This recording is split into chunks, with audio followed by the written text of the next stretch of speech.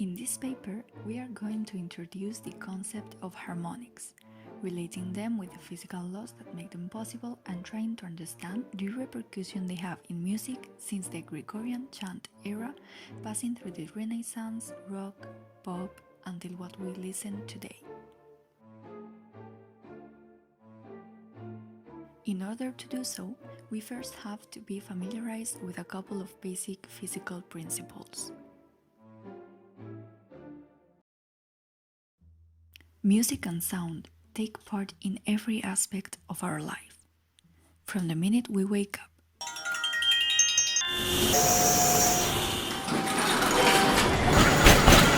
to the time we go to sleep,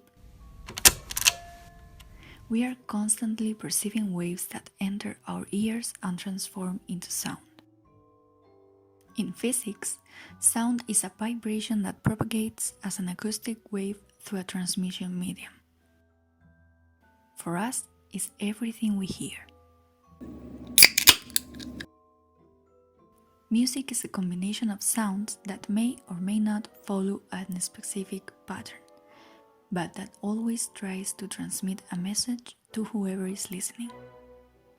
Therefore, music is a combination of sounds and it travels through mediums in wave patterns. So, what are waves? It's a pretty intuitive concept, but let's try to make it a little more scientific. A wave can be described as a disturbance that travels through a medium, transporting energy from one location, its source, to another, without transporting matter. Each individual particle of the medium is temporarily displaced and then returns to its original equilibrium position. There are several types of waves: transverse, longitudinal, and surface waves.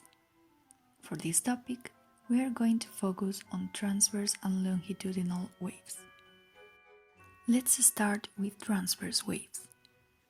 On these waves, the particles of the medium move in a direction perpendicular to that on which the wave moves.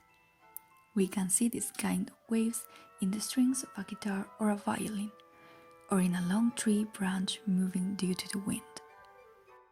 On the other hand, longitudinal waves are those whose particles move in a direction parallel to that in which the wave moves. We can perceive this kind of waves in earthquakes, or, regarding the topics we are focusing today, in sound. Now that we know the different types of waves that can exist, what else do we need in our recipe for making music? First, we need to understand their behavior a little bit better. Let us introduce some new concepts to take into account. Anatomy of a wave. Firstly, how do we know how big or small a wave is? For this, we introduce the concept of wavelength. Wavelength can be defined as the distance between two successive crests or throws of a wave, and it's measured in the direction of the wave.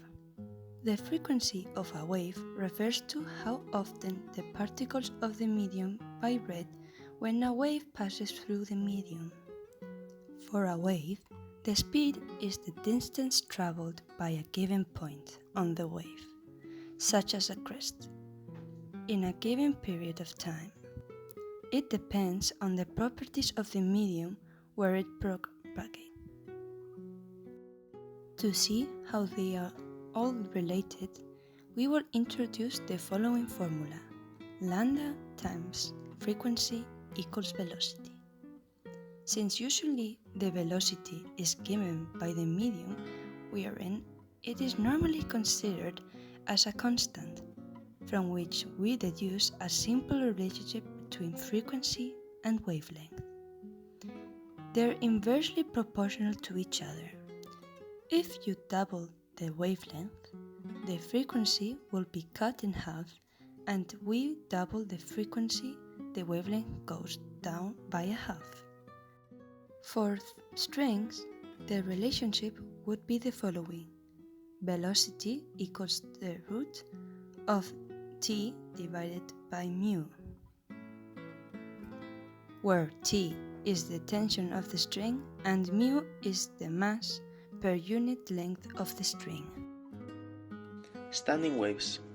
A standing wave, also called a stationary wave, is a combination of two waves moving in opposite directions between two fixed points. Also, each one has the same amplitude and frequency. When this happens, we also say that the wave follows a standing pattern. The resulting standard pattern is sinusoidal, like its two-component waves, and it oscillates at the same frequency. A vibrating rope tied at one end will produce a standing wave. One characteristic of every standing wave pattern is that there are points along the medium that appear to be standing still. These points, sometimes described as points of no displacement, are referred to as nodes. In musical instruments, a standing wave can be generated by driving the oscillating medium at one end.